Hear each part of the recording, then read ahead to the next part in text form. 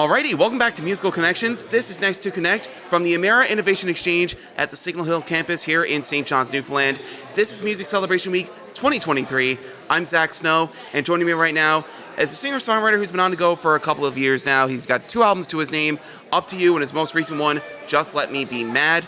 Joining me right now to talk all about it here on Next to Connect, the one and the only Jared Waterman. Jared, welcome. Thank you for having me, Zach. I really appreciate it. Good to see you again.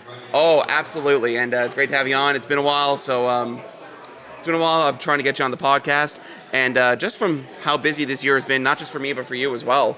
Yes, it's been, I actually just welcomed I got a 5-month-old little girl on top of the whole music career and my other job as well, so I've had a very busy year, but I've been blessed with feedback on my new album, and I've been doing a nice few shows and been getting out and getting my name out there a lot more, so very happy with that, but it's a lot. That is absolutely wonderful, and of course, family is very, very important, and I'm glad they support you in this new venture. Yes. So let's just get right into it. How are things in your world right now, Jared? Well, the music has been great. I've been having a lot of great feedback, and the lyrics are coming faster than melodies right now, so I have a lot of lyrics wrote down, which makes me excited for even another album fresh off the press. Like, I only just released this album in April, and I'm excited to even consider that I'm going to be putting out a new album soon. Yeah, because you got 2 albums to your name, Just Let Me Be Mad and Up to You. That's right. We're going to get to Up to You later. But I want to get into why you got started in music in the first place. So what drove you to music? Well, you just mentioned being a family man. I used to love listening to John Prine. John Prine, fantastic singer-songwriter, and I challenged myself to be able to try and put words together, and similar to, I'm not going to compare myself to him at all, but he's the reason I started writing down lyrics to try and pretend I could write a song, which I eventually learned how to do. And I used to play and sing growing up with my cousin, or I used to sing only. He was the player. And when I moved away, he didn't go with me, of course. I said, I'm going to have to learn how to play guitar, and it helped me in social situations where I didn't know anyone or anything like that. I just sit in the corner and play and sing guitar. Playing guitar and sing. Yeah. That's wonderful. And one of your songs on the Up to You album is actually called Be Like John. And John Prine is definitely someone you draw great inspiration from. So who are some of the other artists that you draw inspiration from to create your sound? Well, it's funny you ask. I got an Avett Brothers t-shirt here. They're I guess you call them a pop folk or grunge grass, bluegrass type of band from the States, but they're fantastic songwriters. And I was actually listening to one of their songs called I Wish I Was.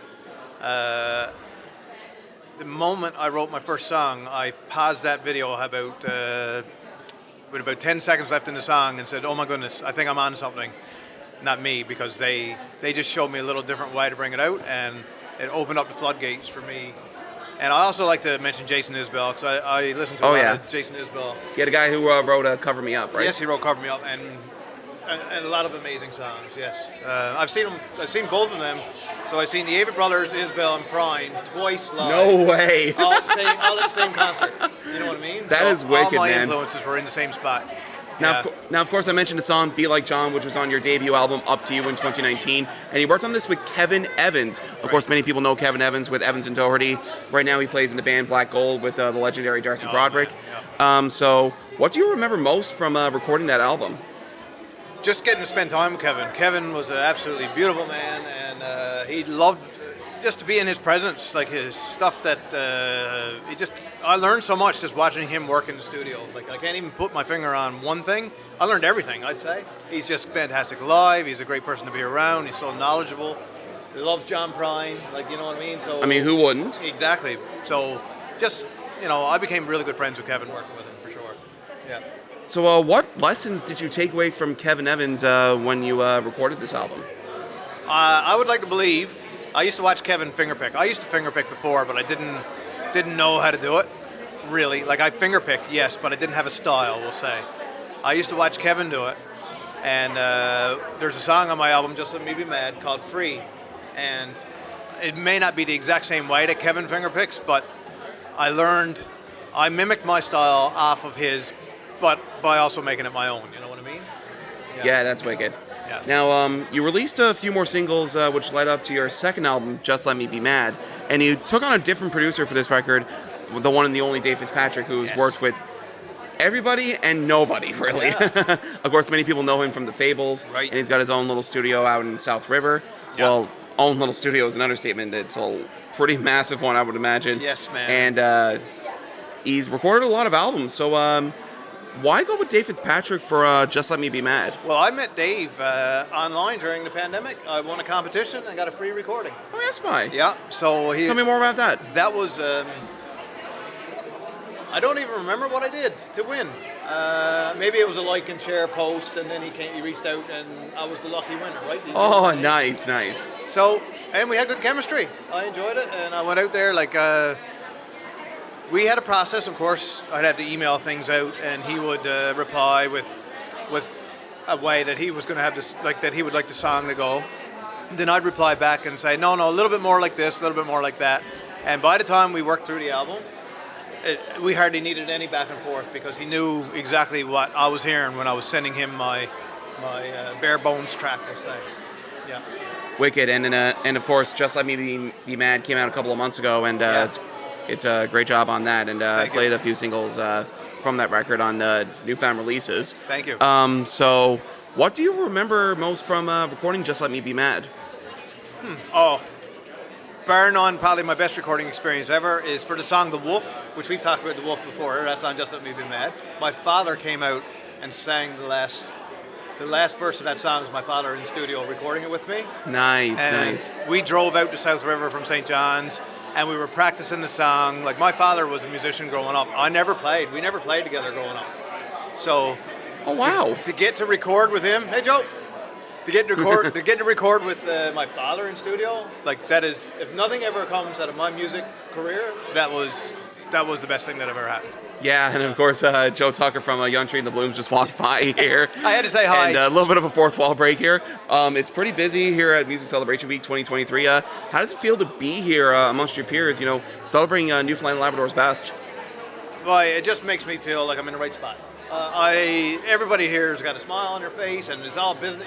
We're all business, but it's just a great atmosphere. And I had to go back to Joe. He played lead for me on my album release. Oh, no way. So I haven't seen him since. So I had to try and get his attention. Sorry, I apologize. No, it's all good. Fantastic musician, Joe Tucker. Yeah, I think you bring up a great point. Everyone's got a smile on their face, and everyone feels proud of their work. Yes. I mean, of course, last year during Music Celebration Week in Corner Brook, I was in the process of launching this podcast. I was recording episodes to launch this, and when I eventually launched this on November 18th, with the first episode being Ken Tizard, a year later, I'm going to have about 50 or 60 episodes recorded or aired by the time that Musical Connections wraps up for 2023. Amazing. It really goes to show what a difference a year makes. Well, you talk about the musicians being proud of themselves, Zach. We're proud of you. And you got to be proud of yourself, man. I'm serious. Thank you so That's much, a man. big accomplishment, buddy. I really Look at appreciate us. it. No problem, man. Hey, look at us. Yeah, look at this is Zach's. Who would have thought? Yeah, amazing. Not me.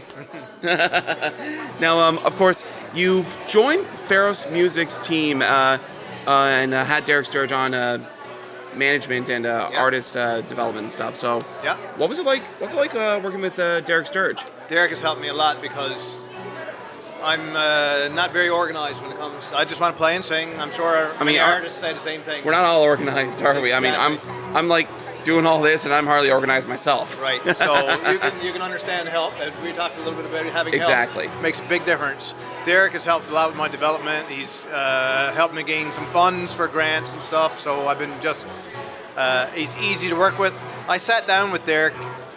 I just seen his message an advertisement on Facebook for one of the shows he was doing at Bannerman. And I just reached out to him out of the blue and said, do you want to meet for coffee? And he said, yes. So we went down and we had a chat. And Derrick started the chat by saying, I'm not really taking on any more artists right now. And I said, that's okay. We can still have a chat and have coffee. And before our meeting was over, he said, send me your stuff. And then within a week, I'd say he got back to me and said he'd like to take me on. So I was like, well, what happened? He said, well, I really like your music. And we just gelled, we'll say. So I was lucky enough to work with him. Oh, absolutely. And I had Derrick on the Musical Connections podcast last week by the time that this does air. And Derrick has about 14 artists he's working with now. Yeah, man. And I would say there's more to come. The most recent additions being This Day, a rock group here in St. John's.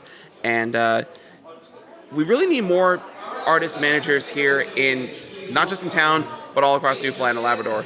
And it really goes to show like how much everything has changed, not just like this year, but over the past 3 years, and especially since Rhonda Tolplane's taken over as the CEO of Music.nl. Man, I've been really proud to be a part of it, and just seems like same here. The right part of my life just came along for me. And I got to tell you something else about Derrick and shout it to him.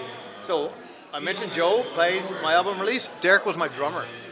Oh yeah, my album release, and he was That's fantastic. awesome. He was the glue that kept the rehearsals together because, of course the percussion is important anyways, but he was on the money, and we had a blast at the album release. That is wicked, man. Now, what else is next for you? I'm hoping to get working on it. I got some lyrics, as I mentioned before, wrote down, and I want to get that new album out, and I'm hopefully going to do a music video. Awesome. And for people who want to find out what you're going to be doing next, where can they go? Best place is my Facebook page is the best for me. Jared Waterman Music on Facebook and Instagram too. And of course, you can get his new album, Just Let Me Be Mad, wherever you stream your music and wherever you purchase your music. Jared Waterman, thank you for joining me on Next to Connect this week. All the best to you in the year to come. And thanks again. Thank you very much. Very proud to be here.